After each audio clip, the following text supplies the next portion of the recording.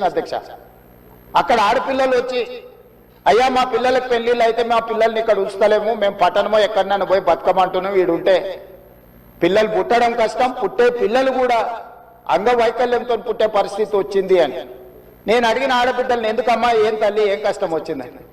ఒకప్పుడు మూసీలో నీళ్లు ముంచుకొని మేము తాగేటోళ్ళమయ్యా, ఈరోజు చూడు నువ్వే చూస్తున్నావు కదా, మూసీ పక్కన నిలబడలేని పరిస్థితి, దుర్భరమైన కంపు, కలుషితమైన నీళ్లు. ఈ నీళ్లు ఇక్కడనే కాదు మా పంట పొలాలలో పారి మా పశువులు మా మేకలు ఈ నీళ్లు తాగి చచ్చిపోవడమే కాకుండా మేము పండించే కూరగాయలు పంటలు ఇవే తినడం వల్ల మేము జీవించలేని పరిస్థితి వచ్చింది. మీరు ఏమైనా చెయ్యండి, మా నల్గొండకి ఏమి చేయకపోయినా పర్వాలేదు, ఈ మూసి ప్రక్షాళన చేయండి, కలుషితం నుంచి మమ్మల్ని కాపాడండి అని చెప్పి వేలాది మంది ఆ రోజు అక్కడికి వచ్చి విజ్ఞప్తి చేసింది అధ్యక్ష. ఇన్ని పరిస్థితులను చూసి ప్రపంచం అభివృద్ధి చెందుతున్న విధానాలను చూసిన తర్వాత మా ప్రభుత్వం స్పష్టమైన నిర్ణయం తీసుకున్నది అధ్యక్ష. ఎట్టి పరిస్థితుల మూసీ నది ప్రక్షాళన చెయ్యవలసిందే. సంవత్సరానికి 365 రోజులు మూసీ నదిలో నీళ్లు ప్రవహించాల్సిందే అని ప్రణాళికలు సిద్ధం చేయాలని చెప్పి అధికారులను పిలిస్తే అధికారులు మన స్థాయిలోనే కాదు ప్రపంచ స్థాయిలో అనుభవం ఉన్న కన్సల్టెంట్స్ ఉంటే మనకి ఈజీ అవుద్ది, వాళ్ళు ఇచ్చే నివేదికలు అంచనాలు సూచనలు మనకు ఉపయోగపడతాయని చెప్పి గ్లోబల్ టెండర్ పిలిచిన అధ్యక్ష కన్సల్టెంట్ కోసం. అందులో జాయింట్ వెంచర్ కన్సార్షియం కింద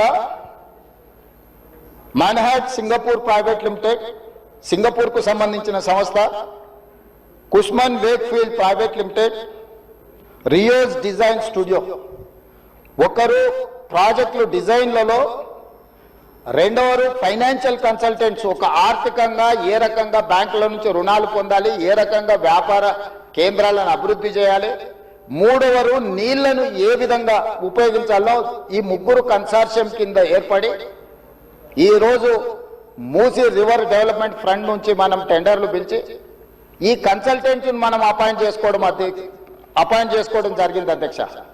ఈ మూడు వ్యాపార సంస్థలు కలిసి జాయింట్ వెంచర్ కింద ఈరోజు మనం మూసీ నది ప్రక్షాళన, మూసీ నది పునరుద్ధరణకు కన్సల్టెంట్గా ఉండి ఈరోజు నివేదికలు తయారు చేస్తున్నారు అధ్యక్ష. వాళ్ళు ఇచ్చిన ప్రాథమిక అంచనాలు, ప్రాథమిక నివేదికలు, ఫస్ట్ ఫేజ్ ఉస్మాన్ సాగర్ నుంచి బాపు ఘాట్, హిమాయత్ సాగర్ నుంచి బాపు ఘాట్, ఈ రెండు ఇక్కడికి వచ్చి కలిసి బాపు ఘాట్ దగ్గర గాంధీ సరోవర్ మనం నిర్మించదలుచుకున్నాం అధ్యక్ష. ఇది 9.5 కిలోమీటర్లు ఉంది గండిపేట నుంచి బాపు ఘాట్ వరకు. హిమాయత్ సాగర్ నుంచి బాపు ఘాట్ వరకు 11.5 కిలోమీటర్లు ఉంది అధ్యక్ష దాదాపుగా. ఈ రెండు కలిస్తే ఒక వి షేప్ లో అభివృద్ధి జరుగుతుంది. ఇది 21 కిలోమీటర్లు. గండిపేట పైన వికారాబాద్కి ఇంకా ప్రణాళికలు సిద్ధమవుతున్నాయి అధ్యక్ష. వీటికి నీళ్ల కోసము గోదావరి జలాలను 20 టీఎంసీలను తరలించాలి. 20 టీఎంసీలు తీసుకొచ్చి 15 టీఎంసీలు హైదరాబాద్ నగర దాహార్తిని తీర్చాలి. 5 టీఎంసీలు గండిపేటలో వదిలి శాశ్వతంగా ఈ నీటి సమస్యను పరిష్కరించాలి అని చెప్పి రోజు ప్రణాళికలు సిద్ధం చేయడమే కాకుండా 7,000 కోట్ల రూపాయలతోని గోదావరి నదీ జలాలను ఈ రోజు తరలించుకొచ్చి మూసీ నది, ఈసీ నదిలో వదిలి ఈ రోజు 3 నదుల యొక్క సంగమం చేసి ఈ రోజు అభివృద్ధి కార్యక్రమాన్ని ముందుకు తీసుకెళ్లాలని పనులు ప్రారంభించిన అధ్యక్ష. నాకు తెలిసి గోదావరి నదీ జలాలు రాబోయే 2 సంవత్సరాల లోపలనే మనము గండిపేటకు నీళ్లు తరలించుకొని వస్తాం అధ్యక్ష. ఈ రోజు ఇప్పుడు ప్రాజెక్ట్ ప్రిపేర్ అయింది. నెక్స్ట్ 3 months లో 31 మార్చి లోపల గండిపేట నుంచి గాంధీ సరోవర్ వరకు, హిమాయత్ సాగర్ నుంచి గాంధీ సరోవర్ వరకు 21 కిలోమీటర్లు కూడా మార్చి 31 లోపల అంచనాలు సిద్ధం చేసి టెండర్లను చేసి first phase of Musi river development front అభివృద్ధి కార్యక్రమాలను ముందుకు తీసుకెళ్లాలనుకున్నాం. ఈ ఫస్ట్ ఫేజ్ కి ఏడీబీ బ్యాంకు 4,100 కోట్ల రూపాయలు మనకు రుణం ఇస్తాం. ఈ ప్రాజెక్టులో విషయం ఉన్నది, ఈ ప్రాజెక్ట్ అవసరం ఉన్నది, అభివృద్ధి చేయడానికి మేము బ్యాంకు రుణాలు ఇస్తామని, దీనికి సంబంధించి కేంద్ర ప్రభుత్వం కూడా మనకు అనుమతులు ఇచ్చింది. కేంద్ర ప్రభుత్వం అనుమతుల తర్వాత ఏడీబీ బ్యాంకు కూడా ముందుకు వచ్చింది. ఈ రోజు ఈ first phase detail project report దాదాపుగా నెక్స్ట్ 4-5 రోజులు సబ్మిట్ చేసినాము. వాళ్ళు కొన్ని క్లారిఫికేషన్స్ అడిగినారు. ఆ క్లారిఫికేషన్స్ నివృత్తి చేస్తే సంక్రాంతి లోపల ఫస్ట్ ఫేజ్ ఆఫ్ ప్రాజెక్ట్ కూడా మనకు క్లారిటీ వస్తుంది అధ్యక్ష. క్లారిటీ వచ్చిన తర్వాత ఎగ్జాక్ట్గా ఎంత జరుగుద్దో, దీని అంచనాలు ఏంది, నీళ్ళు ఏంది, ఏ విధంగా చెక్ డ్యాంలు కడతాము, ఏ విధంగా నీళ్లు తీసుకొస్తాము. ఈరోజు వచ్చే నీటి ప్రవాహమే కాదు అధ్యక్ష, ఈ ప్రాజెక్టు పేరు గండిపేట నుంచి గౌరెల్లి, గండిపేట దగ్గర ప్రారంభమై రామోజీ ఫిలిమ్స్ దగ్గర గౌరెల్లి ఔటర్ రింగ్ రోడ్కి కనెక్ట్ అవుతుంది అధ్యక్ష. ఇది 55 కిలోమీటర్లు అధ్యక్ష.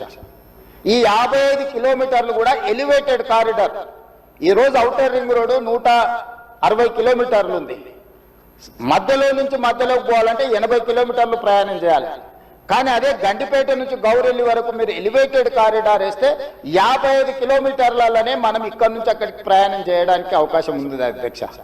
నార్సింగ్ దగ్గర ఒక జంక్షను, అట్లా ప్రతి దగ్గర బాపుఘాట్ దగ్గర ఇంకొక జంక్షను, చార్మినార్ దగ్గర ఇంకొక జంక్షను, చాంద్రాయన్ కూడా మన చాదర్ఘాట్ దాటిన తర్వాత ఇంకొక జంక్షను, నాగోల్ దగ్గర ఇంకొక జంక్షన్, ఇట్లా ప్రతి జంక్షన్ లో ట్రంపెట్స్ క్రియేట్ చేసి ఔటర్ రింగ్ రోడ్ నుంచి సిటీలోకి వచ్చే వాళ్ళు అక్కడికి వచ్చి ప్రతి సర్కిల్లో ఎక్కడానికి దిగడానికి కూడా ట్రంపెట్స్ క్రియేట్ చేయమని ఈరోజు ఎలివేటెడ్ కారిడార్స్ నిర్మించడానికి మనం అధికారులకు కన్సల్టెంట్స్ కు చెప్పినాం అధ్యక్ష.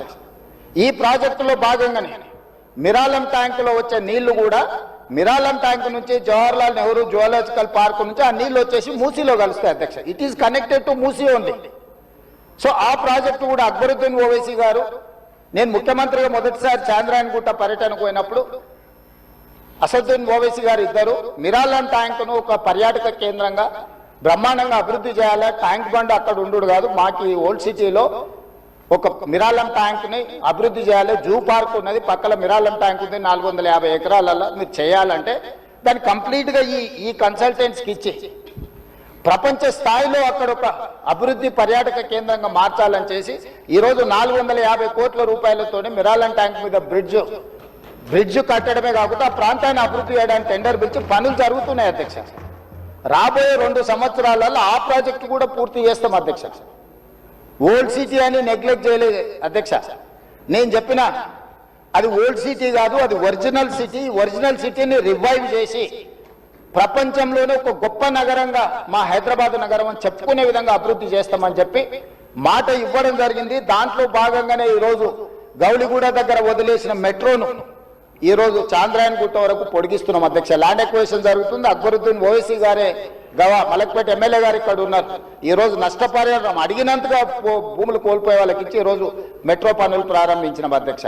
మిరాలం ట్యాంక్ ప్రారంభించిన అధ్యక్ష. అదే విధంగా longest flyover PV Narasimha Rao flyover తర్వాత రెండో లాంగెస్ట్ ఫ్లైఓవర్ మన్మోహన్ సింగ్ గారి పేరు మీద ఫ్లైఓవర్ ని జూ పార్క్ దగ్గర మనం ప్రారంభించుకున్నాం అధ్యక్ష. ఓల్డ్ సిటీ నెగ్లెక్ట్ చేయలేదు అధ్యక్ష. అండర్ గ్రౌండ్ డ్రైనేజ్ చంద్రాయన్ గుట్ట ప్రాంతానికి మనం నిధులు ఇచ్చినాం అధ్యక్ష.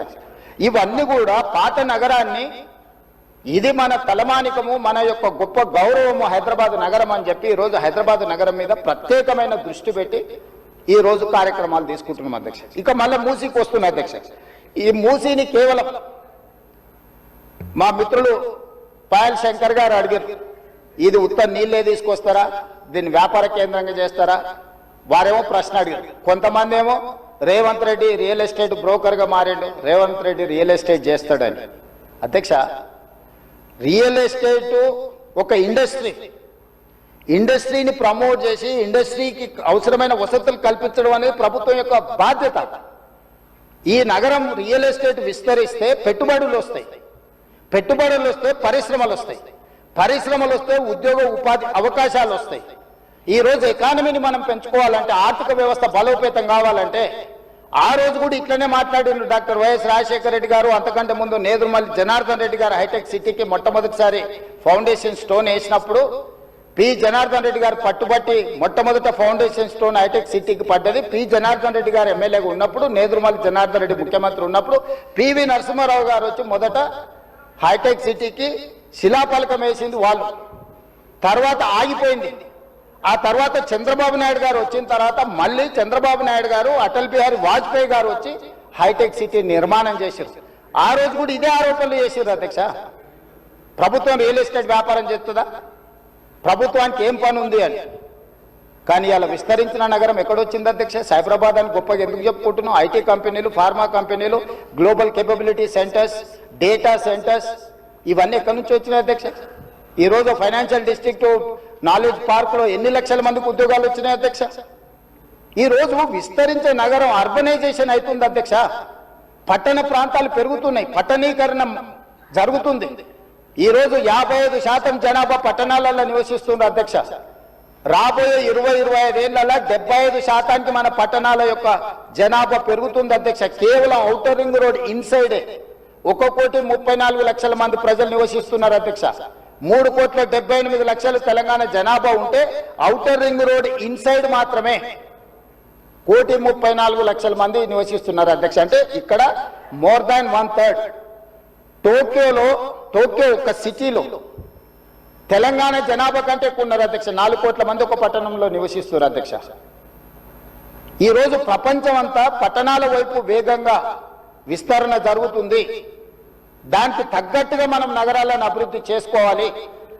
అందులో భాగంగానే ఈరోజు వికసిత్ భారత్ ప్రణాళిక ఏంది?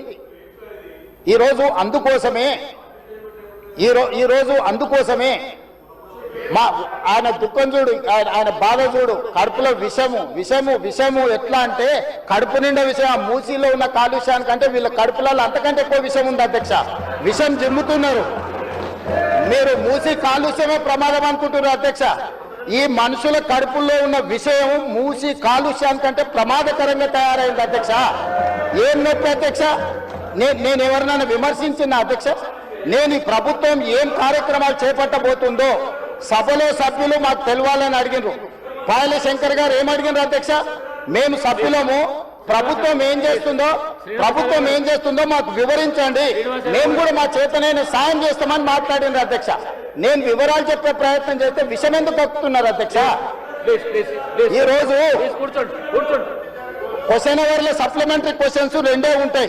10 క్వశ్చన్స్ ఉండవు, 10 మందికి ఇయ్యరు. స్పీకర్ గారు అలౌ చేశారు. స్పీకర్ గారు నాకు అనుమతించారు వివరించమని. స్పీకర్ గారి అధ్యక్ష వాళ్ళ ప్రాధాన్యత ఏందో మీకు అర్థమైంది కదా అధ్యక్ష?